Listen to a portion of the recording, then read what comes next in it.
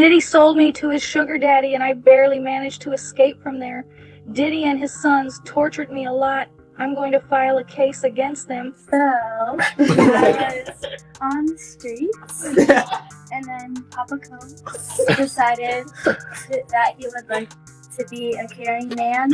So then he saw me and decided to pick me up. Adopted you like Madonna adopted kids and everybody else adopted kids. Charlize Theron, everybody's ever adopted Sandra Bullock. This isn't even the first time Madonna has been accused, or there has been calls for her to be investigated for child trafficking. They somehow figured out how to extract It's foreskin from a Korean baby. All these industry people know that Diddy been acting like this. March 2020. The world was drowning in fear. Locked down, isolated. Every news cycle brought more tragedy, more uncertainty, more pain. And then, a ray of light broke through the darkness. Sean Diddy Combs, hip-hop royalty, music mogul, billionaire, posted something that made the entire internet stop and smile. A video. A young girl with blonde hair. Her name, he said, was Ava Barron, and he just adopted her off the streets. Give her a home. A family, a future. The comments flooded in by the thousands. Beautiful, inspiring, heroic. But today,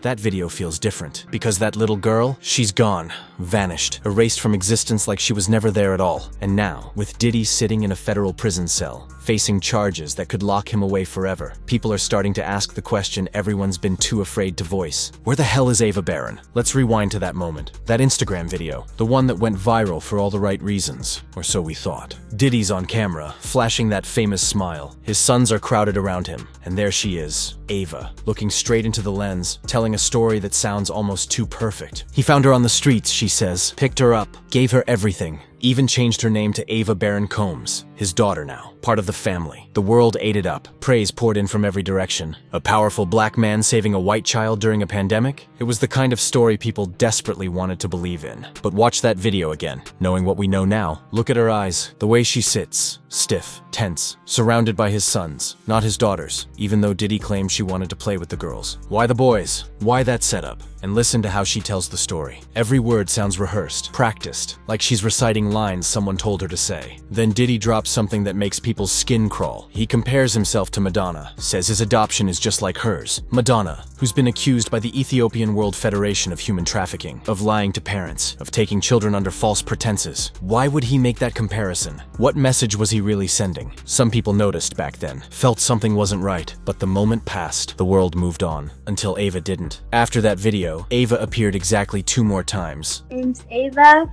I'm a Scorpio. No. What's your last name? Ava Combs. What's your other last name? Ava Barron. Ava Baroni Combs? Yes, it's breaking news. Diddy adopted a white child. 2 photos with Diddy's twin daughters, Jessie and Delilah, smiling for the camera, looking like any normal kid. And then, complete radio silence. No birthday shoutouts, no family trips, no cute posts about Papa Combs like she called him in that video. Nothing. She was deleted, scrubbed from his social media, from his public life, from his entire world. And when journalists finally started digging into the adoption story, they discovered something that shattered the entire narrative. Diddy never legally adopted her, not even close. The whole thing was fake.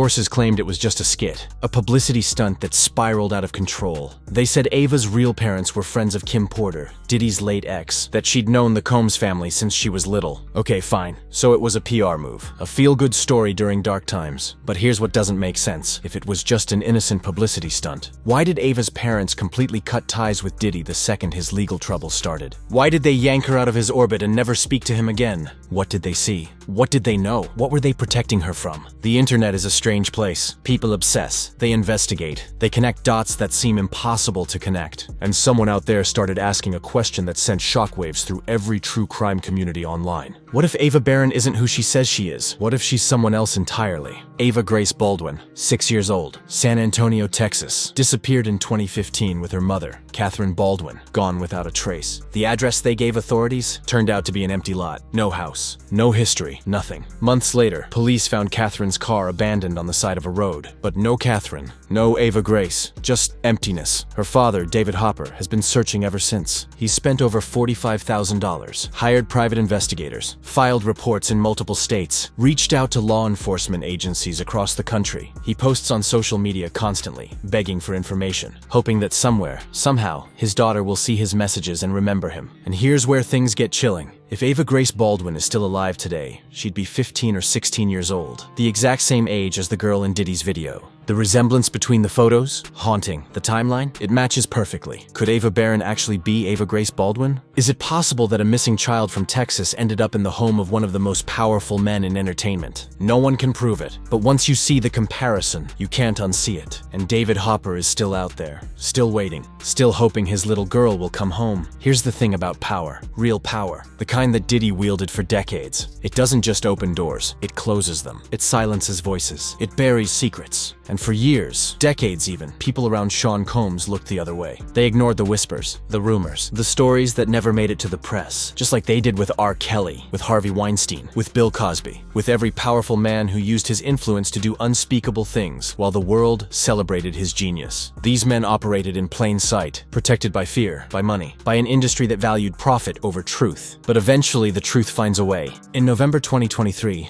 Cassie Ventura stepped forward, filed a lawsuit that detailed years of abuse, manipulation, and control. The music industry acted shocked, but they shouldn't have been. Because after Cassie broke the dam, the floodgates exploded open. Over 70 civil suits followed, 70 people with stories spanning decades. Accusations of sex trafficking, racketeering, assault, exploitation, the kind of behavior that reveals not just one man's depravity, but an entire system designed to protect predators. Today, Sean Combs sits in FCI Fort Dix, federal inmate, facing charges that could put him behind bars for the rest of his life. The man who once had the world at his feet now has nothing but concrete walls and iron bars. And those walls are closing in fast. But the story doesn't end with Diddy's arrest. In fact, it might just be beginning, because rumors are circulating through the legal community. Whispers that someone's ready to testify, someone who saw things, who knows things, someone the defense never saw coming. Ava Barron. Word is she's prepared to take the stand. And she's not just coming for Diddy. She's allegedly got evidence against his sons too.